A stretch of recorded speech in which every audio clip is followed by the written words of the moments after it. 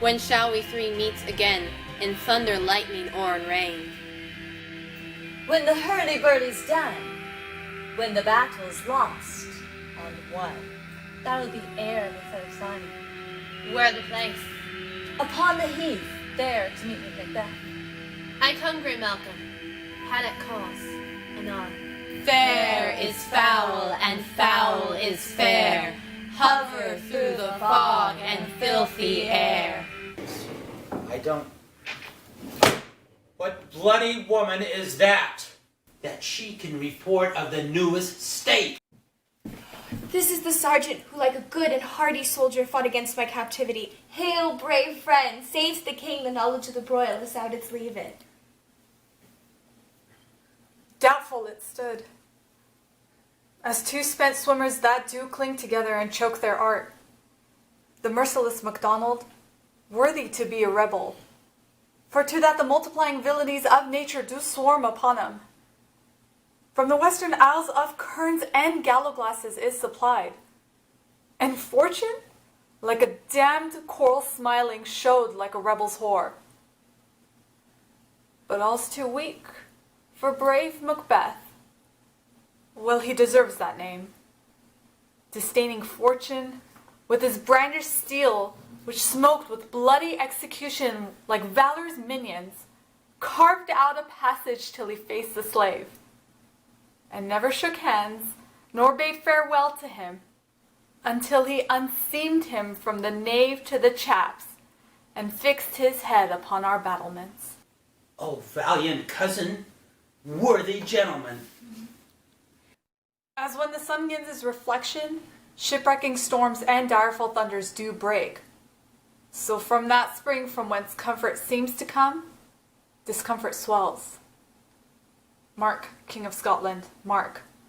No sooner justice had than valor armed, compelled these skipping currents to trust their heels. But the Norwegian lord, surveying vantage, with furbished arms and new supplies of men, began a fresh assault. Dismayed not this our captains, Macbeth and Banquo? Yes, as the sparrow's eagles or the hare the lion.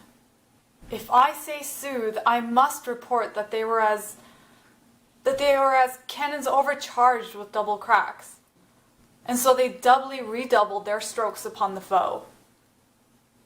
Except if they meant to bathe in reeking wounds or memorize another Golgotha, I cannot tell. But I am faint. My gaseous cry for help. So well thy words become thee as thy wounds. They smack of honor both. Go, get her a surgeon. Who comes here? Thy worthy Thane of Ross. What a haste looks through her eyes that sure me thought she should speak things strange. God save the king. Whence cameth thou, worthy Thane? From Fife, great king, where Norwegian banners flout the sky and fan our people cold, Norway himself, with terrible numbers, assisted by that most disloyal traitor, the Thane of Cawdor, began a dismal conflict. Till that Belladonna's bridegroom, lapped and proof, confronted him with self-comparisons, point against point, rebellious arm against arm, curbing his lavish spirit, and to conclude, the victory fell on us. Great happiness! That now Sweno, Norway's king, craves composition, nor did we deign him burial of his men until he dispersed at St. Colm's Inch $10,000 to our general use. No more that Thane of Cawdor shall deceive our bosom interest. Go, pronounce his death, and with his former title, greet Macbeth. I'll see it done. What he hath lost, noble Macbeth hath won. Weird sisters hand in hand, posters of the sea and land, thus do go about, thrice to thine, and thrice to mine, and thrice again to make up nine. Peace! The charm wound up. So foul and fair a day I have not seen. How far is it called forth? What are these, so withered and wild in their attire? that look not like the inhabitants of the earth and yet are on it? Live you, or are you aught that man may question? Speak if you can. What are you? All hail Macbeth. Hail to thee, Thane of Glamis. All hail, Macbeth. Hail to thee, Thane of Cawdor. All hail Macbeth, thou shalt be king hereafter. Good sir, why do you start, and seem to fear things that sound so fair? In the name of truth, are ye fantastical, or that indeed which outwardly ye show? My noble partner you greet with present grace, and great prediction of noble having and of royal hope, that he seems rapt withal. To me you speak not. If you can look into the seeds of time, and say which grain will grow, and which will not, speak then to me, who neither beg nor fear your favors, nor your hate. Hail. Hail. Hail! Lesser than Macbeth and greater. Not so happy, yet much happier. Thou shalt be king, though thou be none, so all hail Macbeth and Banquo. Banquo and Macbeth, all hail. Stay, you imperfect speakers. Tell me more. By Sanel's death I know I am Thane of Glamis, but of Cawdor? The Thane of Cawdor lives, and is a prosperous gentleman. And to be king falls not within the prospect of belief. Say from whence you owe this strange intelligence, and why upon this blasted heath you stop our way with such prophetic greeting. Speak, I charge you.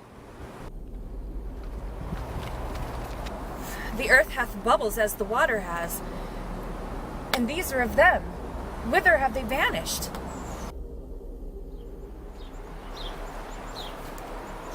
Into the air. What seemed corporal melted as breath into the wind. Would they have stayed? Were such things here as we do speak about? Or have we eaten on the insane root that takes the reason prisoner? Your children shall be kings. You shall be king. And Thane of Cawdor too, went it not so? To the self-same tune and words. Who's there? The king hath happily received, Macbeth, the news of thy success, and when he reads of thy personal venture in the rebels' fight, his wonders and his praises do contend with that which should be thine or his. Silenced with that, and viewing o'er the rest of the selfsame day, he finds thee in the stout Norwayan ranks, nothing afeard of what thyself didst make, strange images of death, as thick as tale can post with post, and every one did bear thy praises in his kingdom's great defence, and poured them down before him. I am sent to give thee from our royal master thanks, only to herald thee into his sight, not pay thee. And in earnest of greater honour he bade me from him call thee Thane of Cawdor, in which addition hail, most worthy Thane, for it is thine. What, can the devil speak true? The Thane of Cawdor lives. Why do you dress me in borrowed robes? Who is the Thane lives yet, that under heavy judgment bears that life which he deserves to lose? Whether he did join with those of Norway, or did line the rebels with hidden help and vantage, I know not. But treason's capital, confessed and proved, have overthrown him. Is execution done on Cawdor? Are not those in commission yet returned? My liege, I did not speak with them, but I spoke with one who saw him die, who did report that very frankly he confessed his treasons, implored your highness's pardon, and set forth a deep repentance. Nothing in his life became him like the leaving of it. He died as one that had studied death, to throw away what one holds so dear as though it were a careless trifle. There's no art to find construction in the face. He was a gentleman whom I built absolute trust.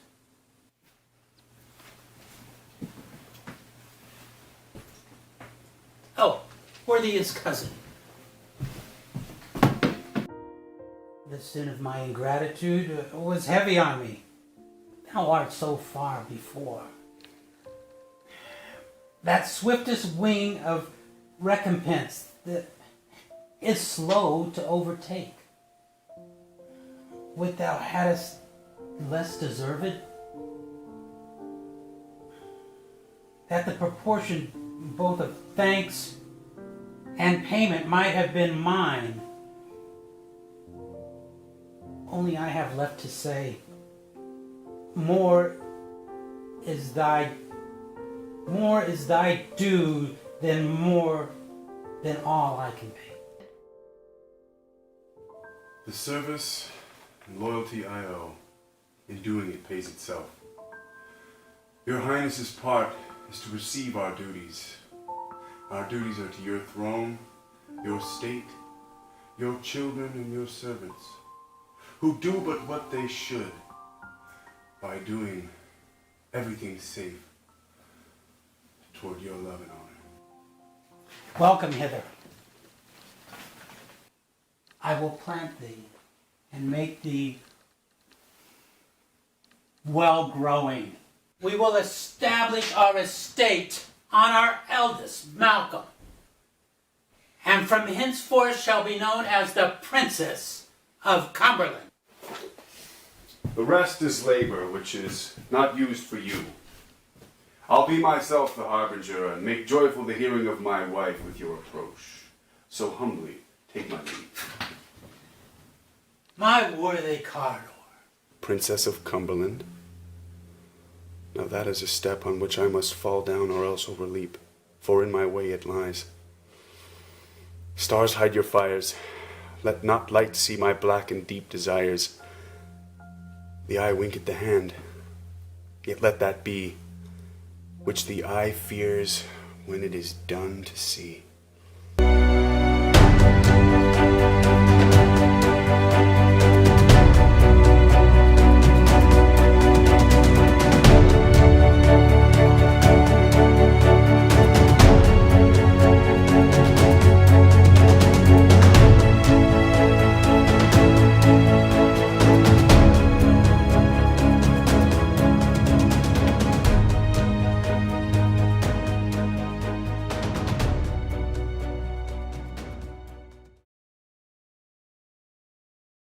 Oy, oy, oy. I have such a headache.